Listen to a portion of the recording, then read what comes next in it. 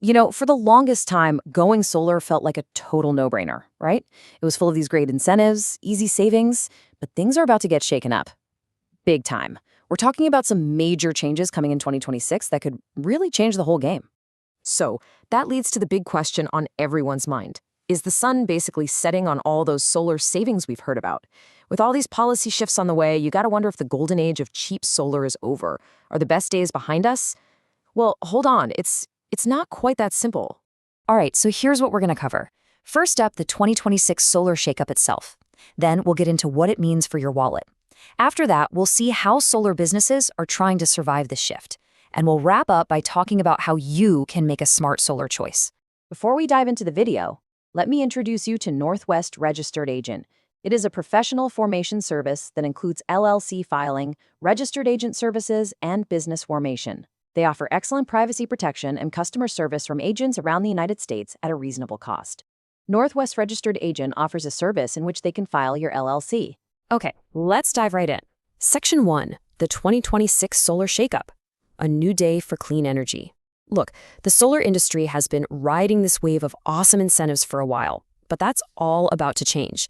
Things are going to get a lot tougher, a lot more competitive out there. And here it is, the big one, 30%. That's the Federal Investment Tax Credit, the ITC. This thing has been a huge deal for homeowners, letting you knock almost a third of the cost of your system right off your taxes. But, yep, in 2026, that all changes. The phase-out of this credit is going to speed up, and that's a game changer. But here's the thing. It's not just the tax credit. It's more like a perfect storm of challenges all hitting at once. So you've got the tax credit phase-out. On top of that, you've got these stricter made-in-the-USA rules for parts, which is going to be a massive headache for supply chains. Then you have the lease providers getting way more exclusive, only wanting to work with the big installers. And, to top it all off, it's getting harder to find financing if you actually want to own your system. Okay, so that brings us to Section 2, the impact on your wallet. Let's crunch the new numbers. How does all this policy stuff actually hit your bank account, whether you're a homeowner or running a business? Get ready for this number, $21,816. That's the new reality. By 2026, that's what the average cash cost for a pretty typical residential solar system is expected to be. I mean, that is a serious jump, and that's before you apply any of the smaller incentives that might be left. So where does all that money actually go? This is what I find fascinating. You'd think the panels are the most expensive part, right? But look at this. The panels and inverter together, that's only about 23% of the cost.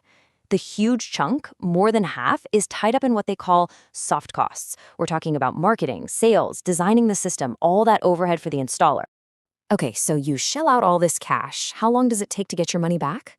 Well, for a business, you're looking at a payback period of somewhere between 6 and 10 years. For homeowners, it's a little longer, usually around 10 years. But after that, you're pretty much getting free electricity for the rest of the system's life, which can be 25 years or even more. All right, let's talk about how you actually pay for this thing. You basically have two main options. Option 1, you buy it, cash or a loan. Yeah, it's a bigger hit up front, but it's where you'll find the best savings in the long run. Option 2 is a solar lease or what's called a PPA. Here, you pay little to nothing down, but you're just paying a monthly fee for the power. It's kind of like you're renting the system. The savings are smaller, and you don't actually own it. This all leads us right into our third section, surviving the solar business. Because in this much tougher market, let's be real, not every solar company is going to make it. So what's the secret sauce? What does it take for an installer to not just survive, but actually thrive? And man, this quote from a customer, Gary Goldberg, really hits home. He says, having had a really bad experience with a company called Moxie Solar that no longer exists, I was hesitant to try this again. This just shows you the risk, right? A lot of these smaller companies are probably going to disappear, and that could leave you high and dry with a system nobody can service. It makes picking a solid, reputable company more important than ever before.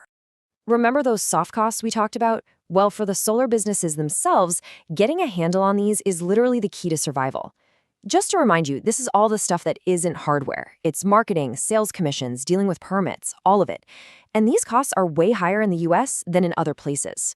Since they're over half the total price tag, the companies that are going to win are the ones who can figure out how to tame that beast.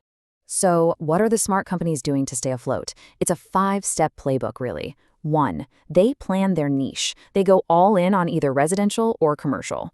2. They build an amazing team with certified pros. 3. They lock in solid relationships with their suppliers. You gotta have that equipment.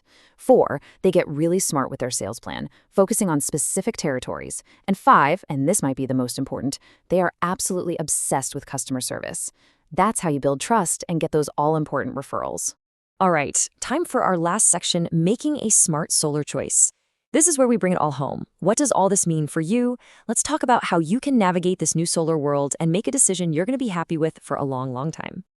Okay, so here's your checklist when you're shopping around. First, look for NABCEP certification. That's kind of the gold standard for installers. Next, you got to read the reviews. Are people consistently happy with them?